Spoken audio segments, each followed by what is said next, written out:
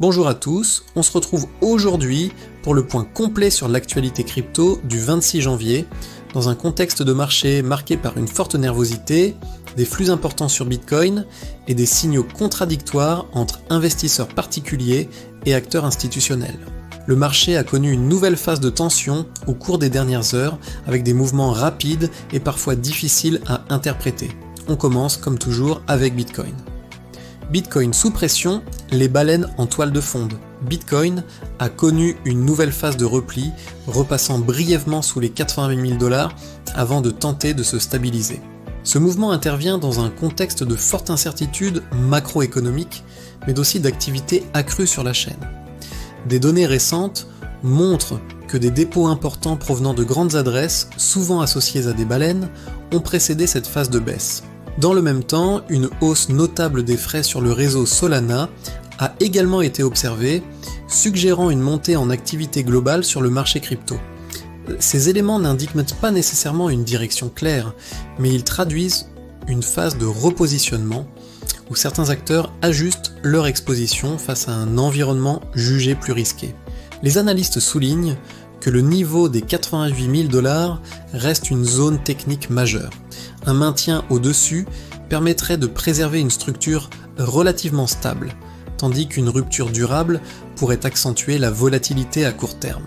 Contexte macroéconomique et tensions politiques. Sur le plan macroéconomique, le marché a également réagi à des tensions politiques internationales qui ont contribué à une baisse globale de la capitalisation du marché crypto estimée à plusieurs dizaines de milliards de dollars.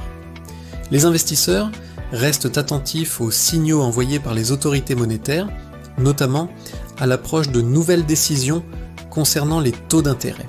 Même en l'absence de changement immédiat de politique monétaire, la communication autour de la liquidité reste un facteur clé pour les marchés.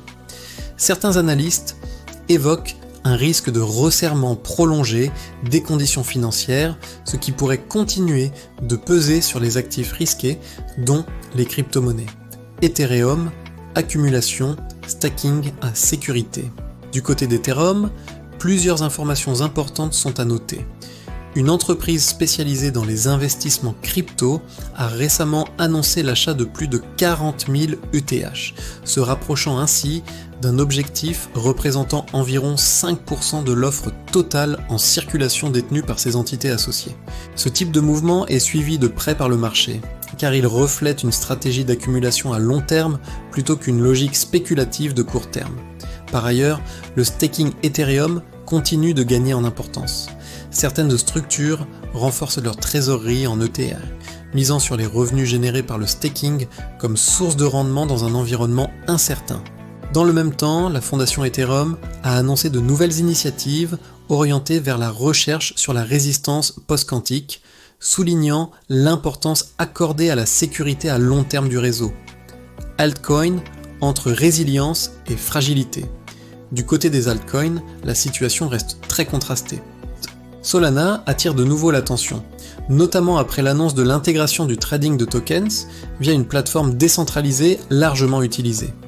Cette évolution renforce l'écosystème Solana, mais s'accompagne aussi d'une hausse des frais, signe d'une activité réseau soutenue.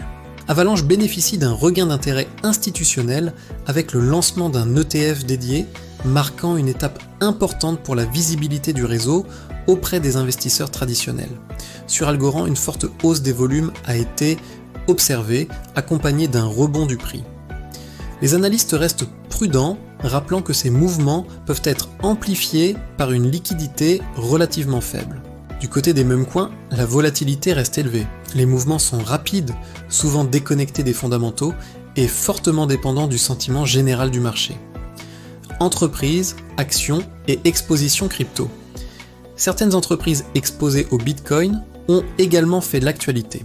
Une société cotée a enregistré une baisse significative de son action après avoir annoncé une perte importante liée à sa trésorerie en Bitcoin.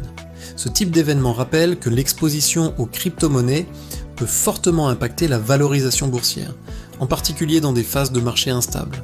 Dans le même temps, d'autres acteurs continuent de renforcer leur stratégie crypto, misant sur une vision long terme malgré la volatilité actuelle. ETF, finance, traditionnelle et tokenisation. Les ETF crypto restent un élément central du marché. Plusieurs gestionnaires d'actifs continuent d'élargir leur offre, déposant de nouveaux dossiers pour des produits liés à différentes blockchains.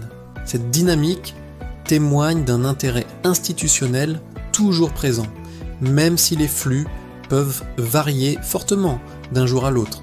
En parallèle, la tokenisation des actifs traditionnels progresse.